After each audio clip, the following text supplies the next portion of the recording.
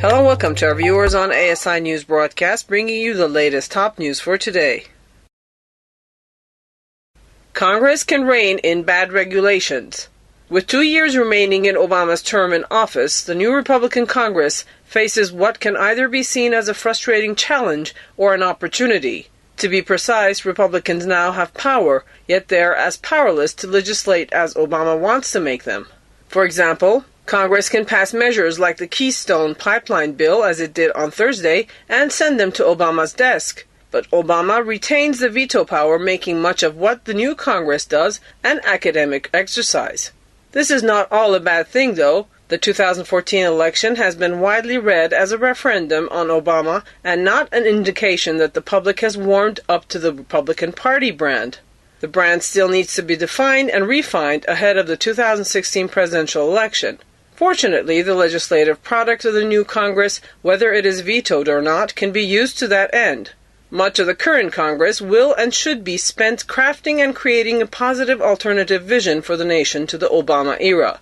Obama, now a negative force in Washington, with his remaining veto authority, can block nearly anything he likes. But if he does it too often, he risks being perceived as the last remaining obstacle to many good and helpful ideas that would benefit the nation and serve the common good.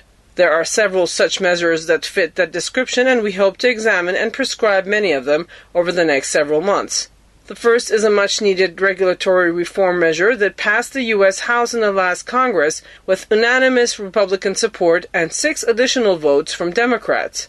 The so-called REIN Act is designed to curb overregulation and excessive freelancing by the federal bureaucrats, who are empowered to make specific rules for enforcing the laws that Congress passes. In 2015, the total cost of the regulatory state will reach nearly $1.9 trillion, according to the Competitive Enterprise Institute, which outlines several ideas for regulatory reform in its agenda for the new Congress. The REIN Act would require an affirmative vote from both houses of Congress on any new regulations that are estimated to cost the U.S. economy more than $100 million. In the first 5 years of his presidency, Obama's administration issued 157 such regulations that cost Americans about $73 billion annually, according to the Heritage Foundation's James Gattuso and Diane Katz. Home ownership rate falls to lowest level since 1994. The U.S. home ownership rate fell to the lowest level since 1994 in the fourth quarter of 2014 amid ongoing fallout from the financial crisis and falling demand from first-time homebuyers. The Census Bureau reported Thursday that the home ownership rate fell from 64.4% to 64% to end the year. The rate was down by 1.2 percentage points from the year before. The home ownership rate peaked at 69.4% during the housing bubble year of 2004. Since then, it has fallen steeply as the housing market collapsed and family incomes fell during the recession and as U.S. demographics have changed. Sales of homes to first-time homebuyers have lagged badly through December as younger would-be buyers face tougher job prospects and, in some cases, higher levels of student debt than others have in past years. Home ownership rates have fallen for all age and racial or ethnic groups, according to the Census Bureau.